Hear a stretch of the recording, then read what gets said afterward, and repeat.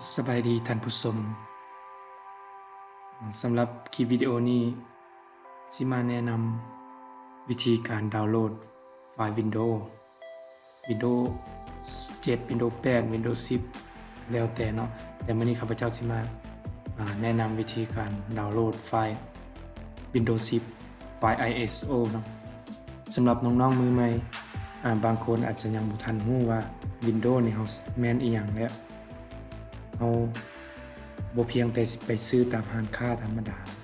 แต่เฮายังสามารถดาวน์โหลดผ่านอินเทอร์เน็ตได้ก่อนอื่น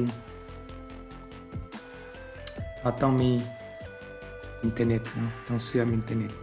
แล้วก็อาจจะเป็นอินเทอร์เน็ต 3G ขึ้นไปเนาะหลังจากเชื่อมอินเทอร์เน็ตแล้วก็ไปที่เบราว์เซอร์เลยเนาะพิมพ์คำว่า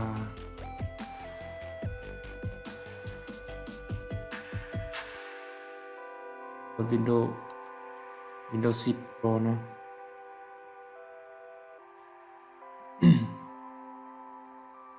จริงจะเลือกตัวใดก็ได้แค่ต้องเบิ่งเป็นไฟล์ ISO เนาะเพราะมันจะเป็นไฟล์ที่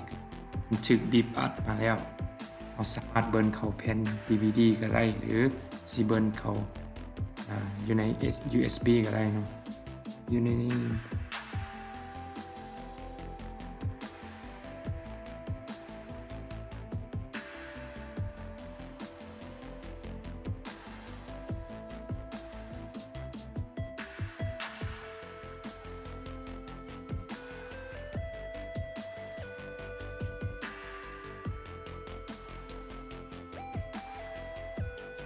เบิ่งขนาด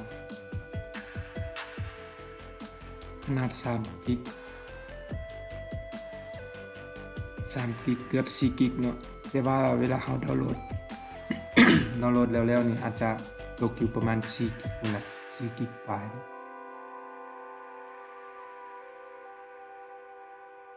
มันมี2ช้อยให้เลือกหนึ่งคือเราสิโหลดเป็น Windows 64 บิตหรือสิดาวน์โหลดเป็น Windows 32 บิตเนาะ86เป็น32เนาะนี่เป็น64ถ้าสิเลือกเป็น64ก็คลิก64เข้าไปเลย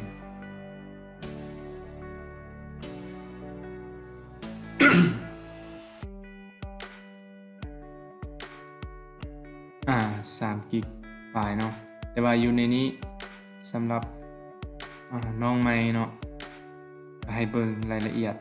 ว่าsave as อยู่ไสดาวน์โหลดแล้วมันสิไปอยู่ไส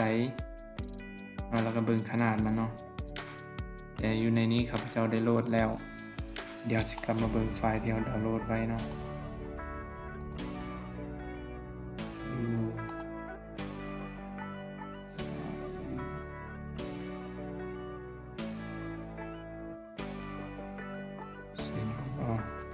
อยู่ที่นี่Windows ดาวน์โหลดมาเรียบร้อยแล้วเนาะหลังจากที่เราดาวน์โหลดแล้วบัดนี้เราสิเบิ้ลเข้าอยู่ในแผ่น DVD หรือสิเบิ้ลเข้าใน USB เพื่อไปทำการลง Windows ในคอมหน่วยอื่น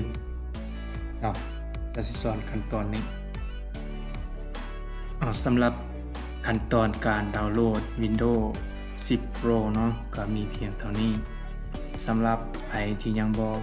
เข้าใจหรือยังเฮ็ดตามขั้นตอนนี้บ่ได้ก็สามารถสอบถามได้เนาะส่วนคลิปต่อไปสิมาแนะนำวิธีการ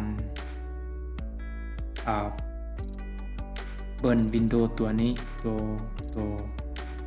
Windows 10 ตัวดาวน์โหลดนี่เข้าอยู่ใน USB หรือว่า Flash Drive เนาะเพื่อจะทำการนำไปเอาลง Windows ใส่เครื่องหน่วยอื่นเพราะว่าการที่เราลง Windows ผ่าน USB หรือ Flash Drive นี้มันจะประหยัดเวลามันจะว่องไวก่อนที่เราสิลงแผ่นอีกเนาะว่าเรานำใส่แผ่นเพราะว่าเครื่องบางหน่วยมันก็อ่านแผ่นบ่ได้ใช่ไหมแผ่น DVD หรือว่า CD จังซี่นะเพราะฉะนั้นสิมาแนะนำวิธีการเบิ้ล Windows ISO ใส่อยู่ใน Flash Drive หรือว่า USB เนาะสำหรับคลิปต่อไปห้ามพลาดเนาะ